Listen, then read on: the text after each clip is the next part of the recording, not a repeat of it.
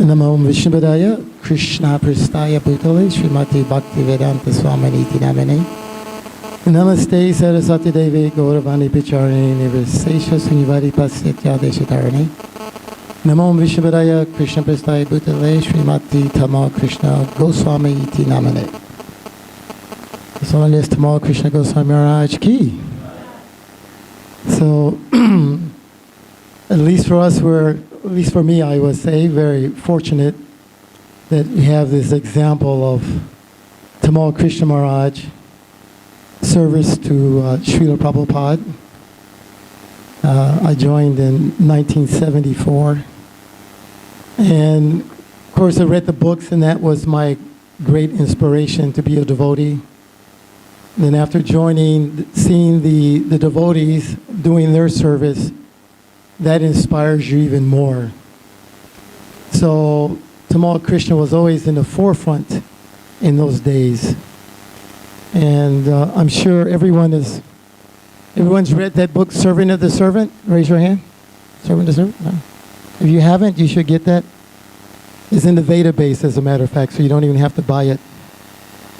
And another one, Radha Damodar Vilas by Vyasa, those two books. And Tamal Krishna is pretty much, of course, the key in all those. And you see how he's serving Prabhupada. Sometimes we think being serving a guru simply means, Guru, tell me what to do, right? I'm surrendering to you, now what do I do? And I'll just do it. That's nice also. But if you have a little intelligence, that's even better. So that you can know what to do without the Guru having to tell you. So some of the key moments in our movement, at one time, of course, in early days, they're doing Hare Rama, but there's no money. So he mentions how they had to get jobs. And he was thinking, why should we waste our time on jobs?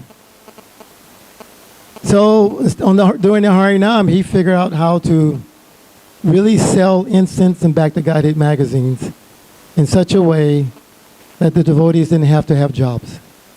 If you just did very good Hare Rama and some little technique that's there, everything is like that little technique. Some other key moments, we can go on for hours, I'll keep it short. At least for me, is the Prabhupada's main mission was, of course, to print these books in all the languages and have them distributed all over the world. So the printing is going on, and it required probably, I can't remember, maybe 10,000 big books at a time to get a decent price. But we're not selling 10,000 big books in a month because no one really knew how to sell them. In those days in the West, people didn't appreciate anything that was not American. So if you went out as a devotee, who cared for you? As a matter of fact, they had the opposite effect. They want to humiliate you. So if somebody could sell 1 or 2 big books a day, that was considered a grand success. But he pushed the envelope a little bit, devotees, because Prabhupada was showing, why are they not taking my books? He didn't tell us directly how to do it. It was expected for us to figure out how to do it because he wanted it done. And because we are his loving servants, we have to figure out how to do it. So I think at one point they started, I might be wrong in this timeline, you might be able to correct me on it, but we have here this Vishwambar Madhava Maharaj is here. He used to be Maha Mantra. We were on Radha Damodar for a while together. And Tamal Krishna decided, instead of sending everyone together on Hare Rama, let's put them in regular dress and put them in a parking lot by themselves.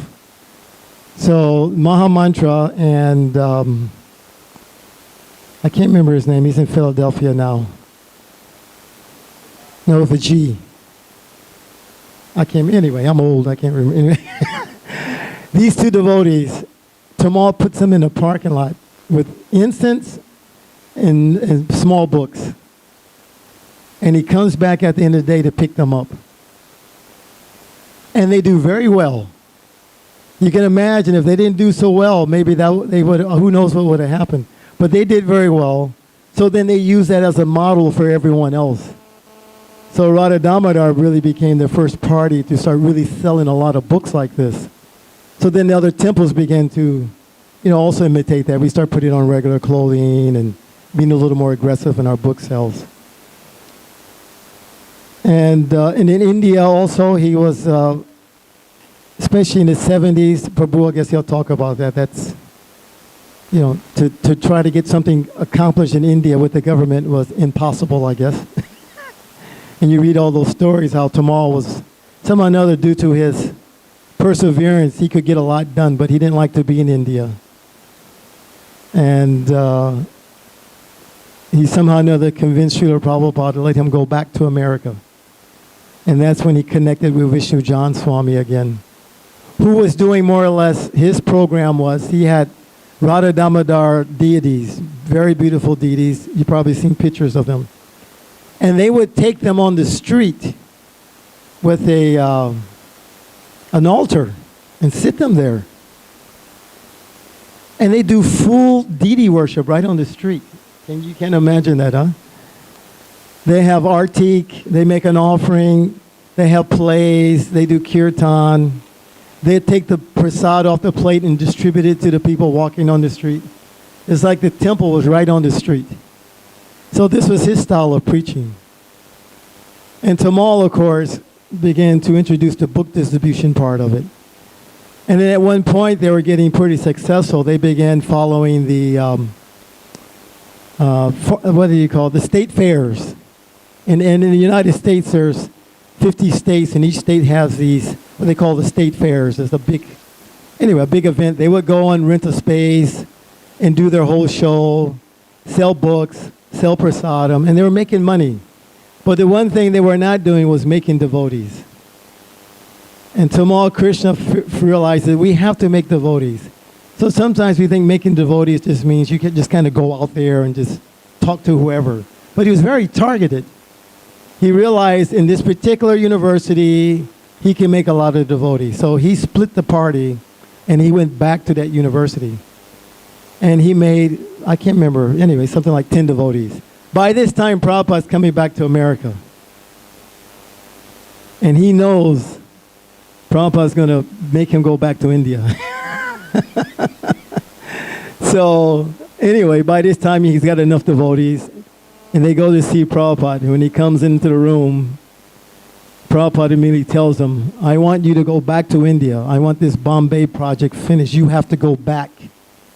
I need you there. This is a very key lesson. Just imagine if you're just a humble servant. Okay, Guru Maharaj, yes. But he was able to, work with Prabhupada in a sense. I mean, I couldn't do anything like that. If Prabhupada said, stand on your head, I just do it. I wouldn't, why or anything like that. But he's intelligent enough to know how to work with the Guru. And he's like, well, Prabhupada, I'm preaching in America. And he says, Prabhupada immediately says, well, what is the result of your preaching? What is the result of your preaching if you're just going around? So he calls in the 10 new devotees. So Prabhupada had to relent. Okay, you can stay. He had to surrender to it. You see. So they had that kind of a relationship. Everyone couldn't have that kind of relationship with Prabhupada. You can hear some stories of devotees meeting Prabhupada. Hari Sari tells one of how he was very sick, and he didn't want to massage Prabhupada in that condition. So the only person he could find that he felt was competent to do it had never been in a room with Prabhupada before, but he was going to try to massage Prabhupada. And when you meet Prabhupada, especially for the first time, you can imagine you're going to be very nervous. So it says the devotee walks in and his hands are shaking and he's sweating. And he's like, no, he's not going to let him touch Prabhupada. He just couldn't do it. He couldn't put himself in the right mindset to give that massage. So Hari Sari just did it himself. So to me, that example of serving at that level with the Guru as a surrendered servant, and at the same time being able to maybe disagree, give some contrary advice, but at the same time be able to know when to surrender and not become offensive. Because even Prabhupada said the two most dangerous services are being a pujari or personal servant of the Guru. Because you can become familiar and make an offense, and then you're finished. So therefore, you should generally, be very careful in those things. Especially with Guru, it's not so nice to always just be hanging around your Guru. You may take him as ordinary man. So he's very expert at that, and we can go on and on about his glories. He's done so much for this movement, very monumental things. And to me, I'm most appreciative of that book, Servant of the Servant. I give that to everyone to read, especially new devotees. I tell them, if you want to know what it means to be a disciple, then you read this book. You'll get a good understanding of that. I'll give two very short pastimes that I had with him. I mentioned I joined in 74, and I saw Prabhupada in 75 for the first time. And after seeing him in the airport, Prabhupada's coming for the first time I'm seeing him in Darshan in the temple room. And this is the Evanston Temple at that time. So you can imagine, of course you're in great awe and reverence. I've been serving for a while, I've read the books. And you're just, here's the object of your love and affection in front of you finally. And I'm standing at a position so as the entourage is coming in to pay their obeisances to the deity, that I'm right in the front, sort of, in Tamal Krishna Maharaj. I guess he saw me with some enthusiasm, and he gave me Prabhupada's chuttering cane to hold. So therefore, I was able to get into the entourage also with the devotees, back behind Prabhupada and Tamal, Vishnu John, and all them. And I'm right there with Prabhupada. And he's walking up to Gaura-Nitai's altar to offer his obeisances. So previous to that, somehow or another, this talk that came out, they were telling us how to behave when Prabhupada's in the temple. And I remember there was some instruction about, do not touch Srila Prabhupada's feet. I think they took that instruction a little bit too far, because in India, Prabhupada had mentioned he didn't want these non-devotees touching his feet because he gets sick and then he can't translate. So they were telling us, do not touch Srila Prabhupada's feet. And so anyway, we're thinking, okay. But now I'm in his entourage with Prabhupada, and we're going up to the first altar, and the temple room was very packed. Prabhupada pays his obeisances and all the sannyasis, but I can't because there's just no room, and I'm just standing there holding the shuddering cane. And I see Prabhupada full out, and his feet, of course, are sitting there. And all of a sudden, the voice in my head begins to talk. You should touch his feet.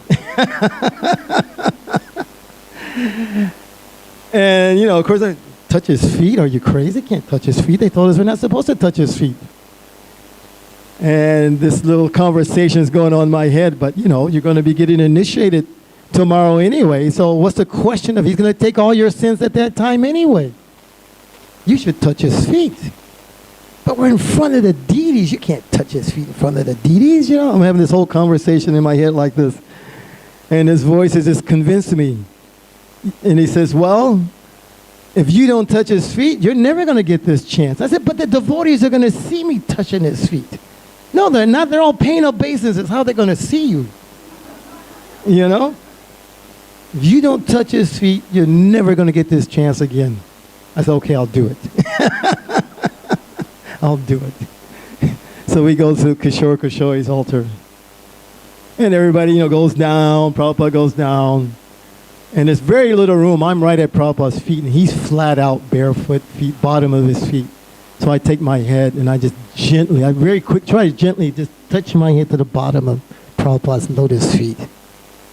So I don't know how many devotees got to do that, but I did. Very soft. I never was so soft.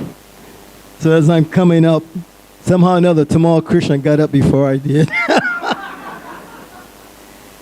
And I make eye contact with him. And I have never seen such fiery eyes.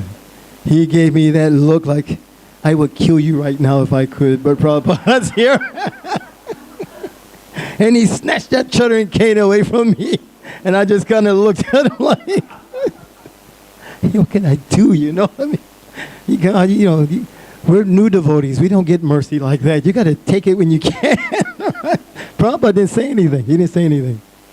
So, and then last pastime this is after Prabhupada passed away.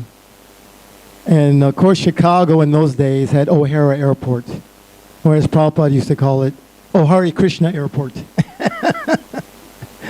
And everybody wanted Chicago. It was a great place to sell books.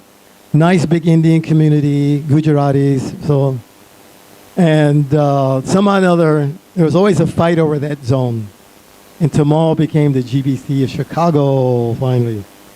And we had, Tripura, so all the big devotees were there. It was perfect in a sense.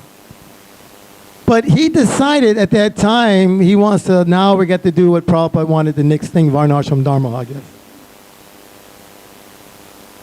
So he decides, okay, all the householders have to get jobs.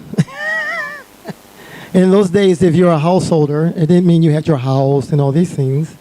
You would get married, and you would live in the brahmacharya ashram, and your wife lived in the brahmacharini ashram. That's how you lived. And you get permission from the temple president to take prasadam together every now and then. That was household life, right?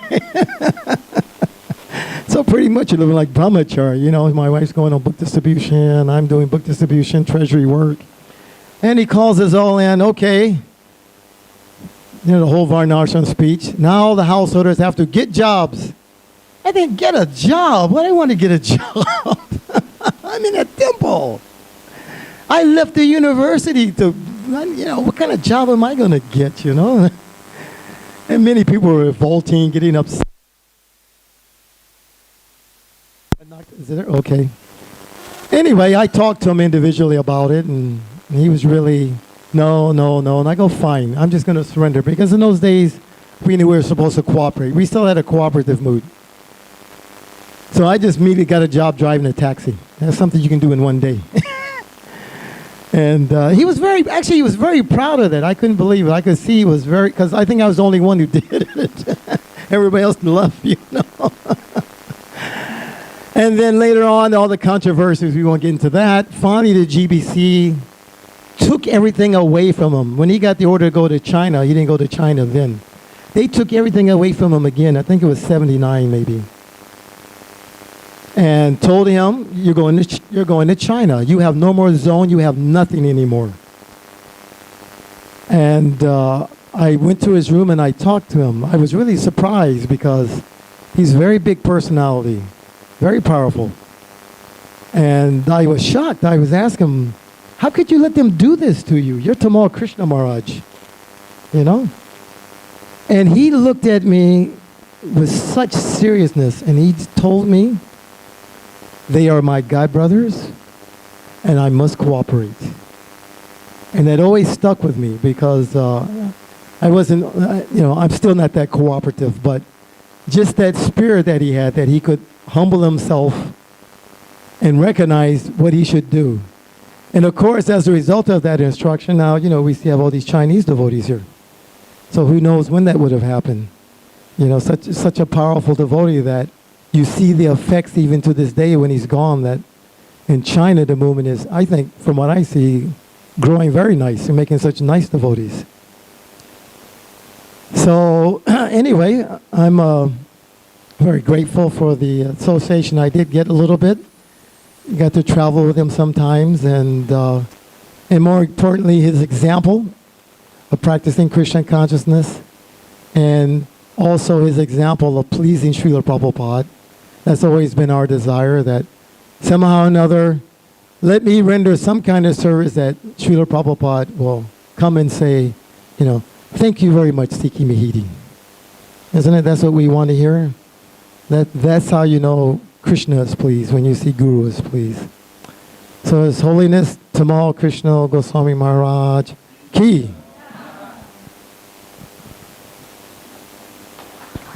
Thank you so much.